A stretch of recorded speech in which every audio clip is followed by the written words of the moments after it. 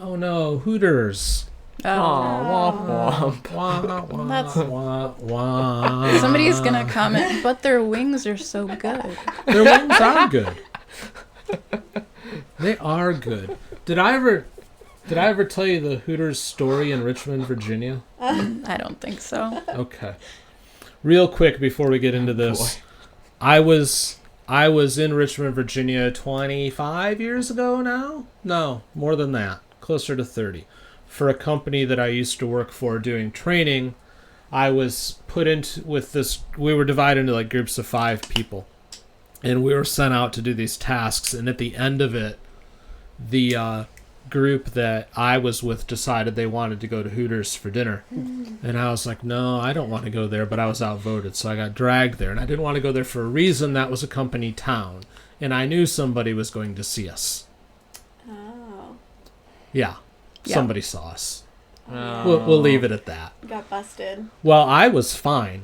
I had no issues, but I wasn't drunk like the other 4. Oh. I said straight away when I knew we were going to go there, I'm the designated driver. I won't drink. Yeah. So I kept my decorum while everybody else was doing things they shouldn't have been doing. So I have mixed feelings on Hooters, because Hooters almost got me fired once upon a time, but their wings are also good. That's a Anyways. that's fair. So let's dig into it, because we talk a lot about restaurants here, because they all just seem to be dying in front of us. This is from Nation's Restaurant News, or NRN.com, as they're also known. Hooters is the latest casual dining restaurant to close a significant number of locations amid a challenging operating environment where costs remain high and consumers become more discerning. What clientele, no disrespect to Hooters or the clientele, again, I've been there, the wings are good, but would you ever define that clientele as discerning? No. It's an interesting word for them. Maybe it's just me. I don't know. Anyways. Actually, that's a word I need to look up dictionary definition for. real Discerning? quick. Yeah. Picky. Picky. Generally, like, picky for better things. What? Like, you'd I- rather have okay. a Ferrari over a Chevrolet. I don't Yeah, it doesn't I don't fit. think that's a good.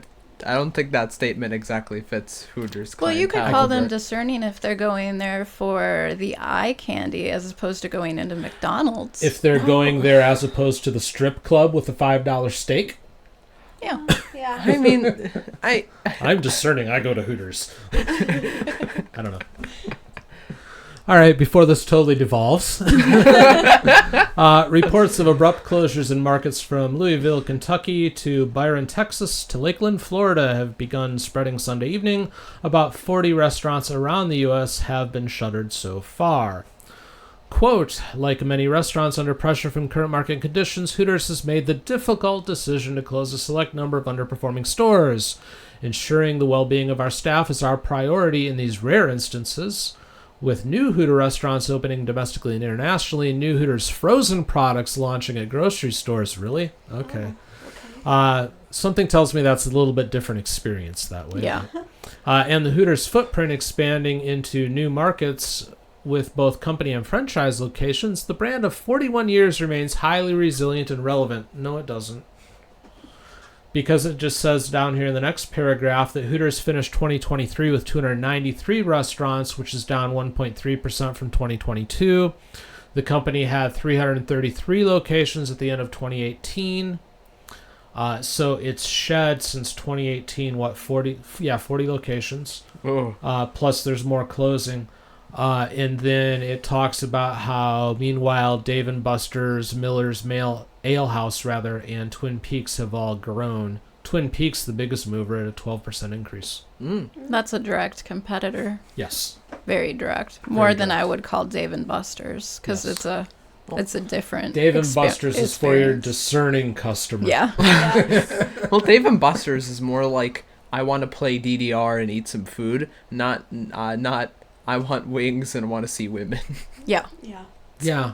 Yeah, you don't go to Dave & Buster's for the women, No, it's Not not for the usually. eye generally candy. speaking. Yeah. You have to. That's like BYOW there. Bring your own women. But That's an acronym I've never heard before.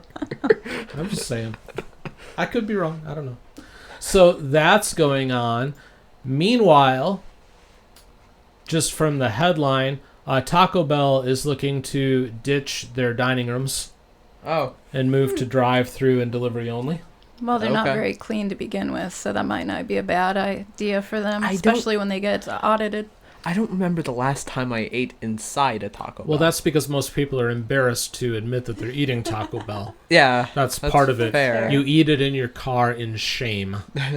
And maybe they've realized that now, so they're working to get rid of that, so that's changing.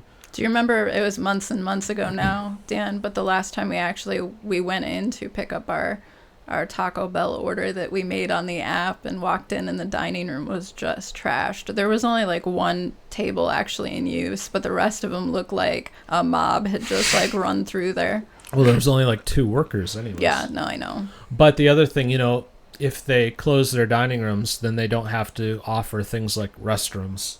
Oh. So they don't have to go through the expense of keeping those cleaned and stocked, Or for stocked, example. yeah. Okay. So another cost-cutting venture. And yet again, you eat Taco Bell in shame. So let's be honest. I wouldn't exactly trust a Taco Bell bathroom, anyways. Well, no. But we're It's not better gonna than a we're not gas going to get into station that bathroom. discussion as to why. No.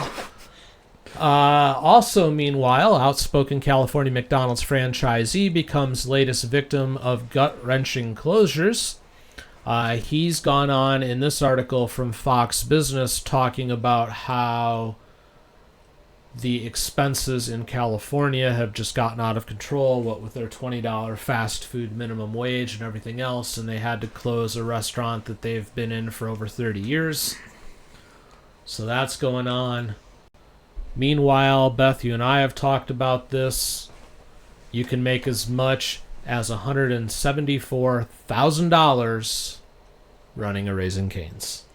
And part of that is driven by California's minimum wage law, because as part of the raising the $20 an hour for the workers, the state also mandates a minimum annual salary of $83,200 for a restaurant manager. Oh, I didn't know that. That's insane. But then when you tack on the bonus potential, that's how you get into the $170,000 range. So, we've talked about, we've done several segments on this now, between McDonald's and their $5 meal that still hasn't come online yet, but will in a couple of days for a limited time only at participating locations. Prices may vary, taxes extra. Good luck with your portion sizes and quality. Yep. That value meal. But the franchisees, owners don't like it. No. Well, Coca-Cola is having to subsidize it. Oh, really? Yes. Oh. Coca-Cola's kicked in, I forget how many millions of dollars to subsidize that meal. Wow. Because McDonald's, they're making record profits at the corporate level, but at the franchisee level, they're all struggling between all of the rising costs and bills and everything else. You've got Red Lobster, which is closing locations. At least another 100 from what I read the other day are going to be shut down over the, 80 that they've already shut down. Yeah. Holy So crap. that's going on. BurgerFi out on the East Coast is gone. Rubio's over here is closing down most of its locations. Mm-hmm. That name sounds familiar, but I don't think we have it here. We have it here in the valley. Or we had it. I don't think there's any left now. I don't think I've ever went to one before. No, I don't No. think we have. Well, there's like 1,000 different, fast casual Mexican alternatives here in the valley. options. So Yeah. You got a lot of options here. there's Oh, a yeah. few, yeah. And the food trucks are all better anyways, so you go to the food trucks. Absolutely. Though there is this one little small place. Obviously, I'm not going to say the exact location of it, but it's like over that a ways next to like the Domino's. The audience can totally relate to that. It's in that direction over there. Just say it's a couple of miles away. It's a couple of miles away. It's not a food truck, but their food's pretty good. Oh, you've had it? Yeah, with me and my grandma, we walked over there. Oh, that's the one you went to. Yeah. Yeah, Okay, I yeah. know what you're talking about. It's like a very small place. But I they was make some thinking of a good- different place. But Yeah, I'm with you now. They have like a nice salsa bar. Okay. It's pretty good. Wow. Anyways, Random. yeah. Thank Well, you we for were that. talking about food, Thank you for that so little sidebar. No, I bring this segment up because I'm not sure what's going to be left standing, because there's this argument too that's been going on where they've been saying that the fast casuals, or not the fast casuals, like the casual dining, like the Applebee's and stuff, they're saying that they're having a better time. They're having their moment because you can go there and be about the same price as like fast food. But there's some of those chains that are struggling too, and they're losing their some of their locations as well. So I don't could imagine. know how long they're going to last either. Like a TGI Fridays probably doesn't have a whole lot left. No, they're almost completely They've been gone struggling now. for a long time. Yeah, Ruby Tuesdays I think is almost completely dead now. I think they're out of this area. I think they're gone. I could be Yeah. wrong. There might be a few left, but Yeah, it's weird because I mean these are all places that they're just part of Americana, yeah. but it's dying quickly, and I don't know how they figure they're going to sustain it, because like the lady making the $170,000 to run a Raising Friggin' Canes, Yeah. I like chicken. It's good chicken. I like going there, but and no disrespect to her, go get your money. If you can get that gig, good on you. But I hope for her sake she's not like building a life around that and planning on it lasting. Yeah. Like, okay, I'm now gonna go get myself a Tesla and a $750,000 home. Yeah. Yeah. I hope you don't do No. that, because at some point they're gonna have to come through and make changes and cut costs, because it's not sustainable. Yeah. Well, yeah, and then unfortunately, those people will be the first to go just because they're going to be the most expensive cost. Yeah. Having been somebody back many moons ago before we worked for ourselves who they were making go away because I made too much money, Yeah. yes, I can tell you they will make you go away if you make too much money. Yeah. Yeah. So I don't get it. How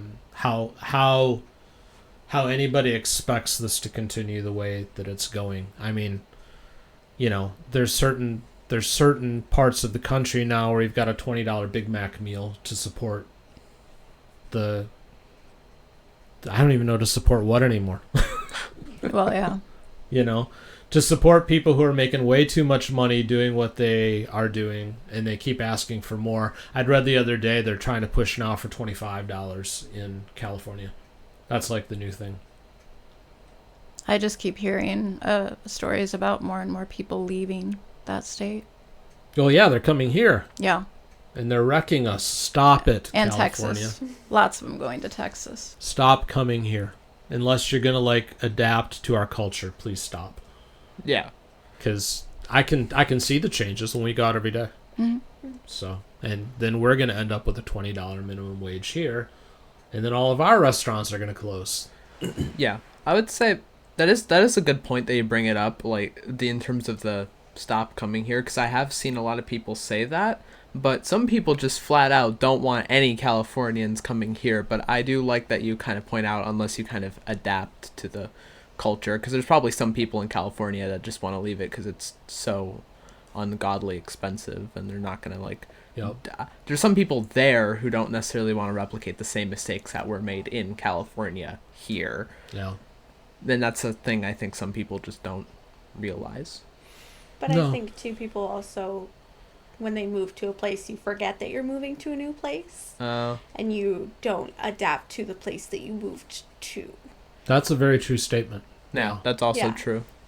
You Yeah, have people, to remember that you're moving to a new place with an already established culture and maybe potentially different views than you, and you can't necessarily bring everything that you had previous with you. Oh, to no. to some degree. I agree with that. I'm just saying there needs to just be a little bit benefit, just a small smidgen of the benefit of the doubt.